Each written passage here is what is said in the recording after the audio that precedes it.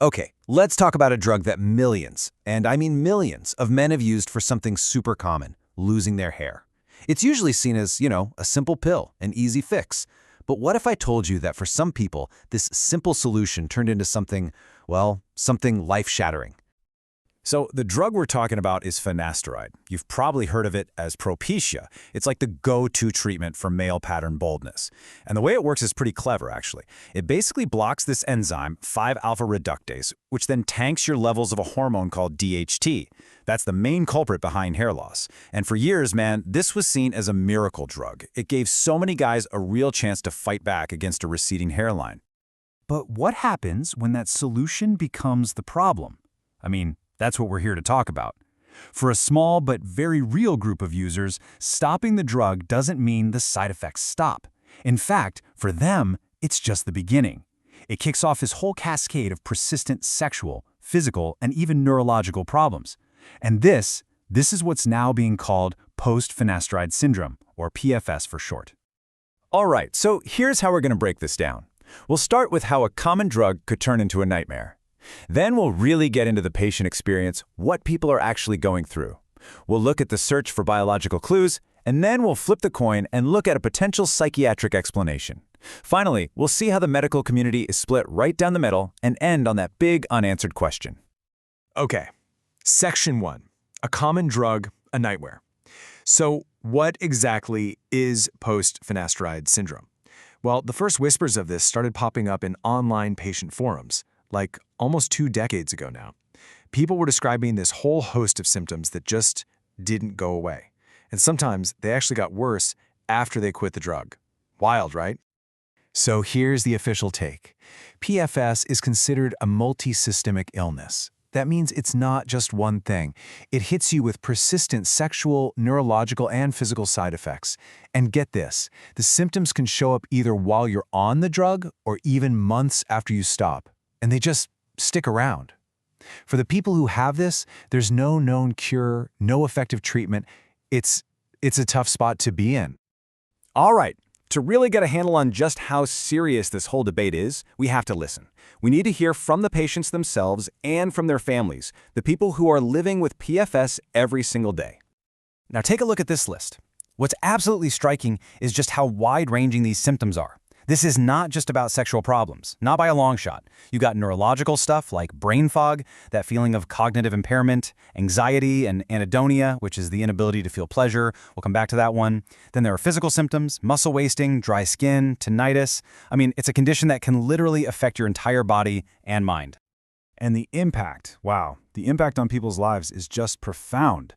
This quote, "He remarked he no longer felt human." That's from a mother. She was speaking at an FDA listening session about our son. He was healthy, active, and then developed these severe symptoms that left him in just constant mental pain. The story, tragically, doesn't have a happy ending. He ended up taking his own life, calling it a rational suicide. And that feeling of being disconnected from yourself, it's a common theme.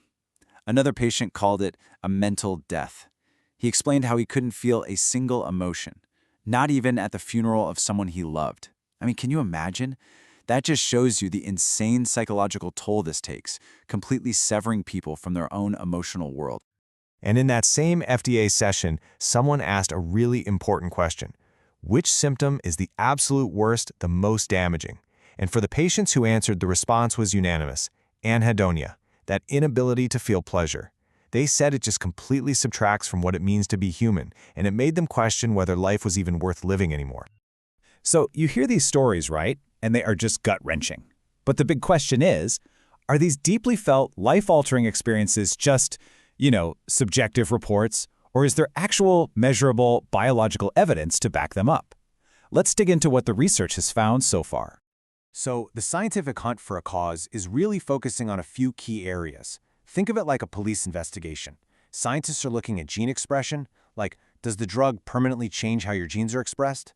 They're looking at neurosteroid levels. These are crucial brain chemicals. They're investigating if it physically damages blood vessels in the penis, and if it creates actual functional abnormalities in the brain. Okay, one of the most eye-opening findings came out of a 2021 study. And this is big. Researchers looked at tissue from PFS patients and found that over 3,700 genes, 3,700, were not working the way they should be compared to healthy people. This deregulation, as they call it, suggests the drug might be permanently flipping genetic switches on or off. That is a huge deal. Then there's the whole neurosteroid angle. Now, these are chemicals that are absolutely vital for your mood, for your ability to think clearly, and for sexual function. And guess what? Studies led by a researcher named Roberto Melcangi found that the levels of these neurosteroids were way off in the cerebral spinal fluid of PFS patients. This could be a direct biological link to all those psychiatric and cognitive symptoms people are reporting. And it doesn't stop there. They've actually seen differences in the brains of men with PFS using fMRI scans. A 2016 study found what they called neurobiological abnormalities. Basically, the wiring in certain parts of the brain looked different. And here's the kicker. Those changes overlapped with the exact same functional changes they see in patients with major depression. This gives a potential neurological basis for all the mood disorders we've been talking about. But, even with all this biological evidence piling up, the debate is far from over. In fact, there's a really prominent counterargument out there that suggests PFS might not be a direct result of the drug's chemistry at all. And that brings us to the really thorny central question. Is post-finasteride syndrome a real, distinct clinical thing caused by the drug? Or could it all be coming from somewhere else, like the mind? So, there's a paper by a Dr. Ralph Trube and his team that argues PFS might be what's called a psychogenic phenomenon. They think it could be driven by a super powerful nocebo effect, which is basically the evil twin of the placebo effect. The idea is that the expectation of negative side effects can actually make them happen, and they argue this fear is being massively amplified by all the media coverage and the stories you read on online forums. And to back this up, the paper makes a pretty wild comparison. They draw an analogy to something called choro. It's a culture-bound delusional disorder where people become convinced that their genitals are shrinking and retracting into their body. They argue that some of the general symptoms reported in PFS sound a lot like this, which suggests there might be a delusional element at play, at least for some patients. So yeah, you've got these two totally conflicting stories, right? On one side, you have biological damage. On the other, a psychological origin. It's really no wonder the medical community is just completely divided on this. A lot of people watching this unfold, like Derek from the popular channel More Plates, More Dates, think the truth is probably way more complicated. It's likely somewhere in the middle. It's not as simple, it's all physical, or it's all in your head.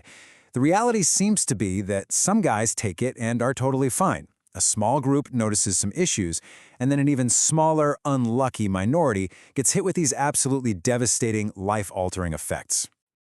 And some doctors are taking these patient reports very seriously. A urologist, Dr. Ted Schaefer, was on a podcast with Dr. Peter Attia, and he estimated that maybe 1 in 10 men will have appreciable issues with the drug. And because of that risk, and the fact that some of these cases seem to be permanent, he says flat out that he never, ever prescribes it in his practice. So, this split in the medical world is actually forcing regulators to do something. Whether they know the exact cause or not, agencies in the UK and Belgium have recently ordered stronger warnings. In the UK, they now require these patient alert cards that specifically call out the potential for psychiatric and sexual side effects. The goal is to make sure patients are way better informed about the risks before they even start. Which brings us right back to where we started. On one side, you have this mountain of patient stories and emerging biological data. And on the other, you have a skeptical psychiatric theory and just this huge cloud of clinical uncertainty. So what we're left with is this fundamental clash. On one hand, the suffering that patients are reporting is undeniably real. I mean, it's catastrophic in many cases.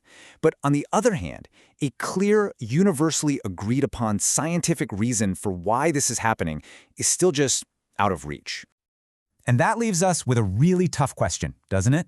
The whole story of PFS is a powerful reminder of just how hard it is to track drug side effects after they hit the market, and how incredibly difficult it is to prove what's causing these rare, complex syndromes. So here's the final thought. In the face of such profound harm being reported by patients, but without 100% scientific certainty, what's our responsibility? For a drug that millions of people take, how much certainty do we really need before we act?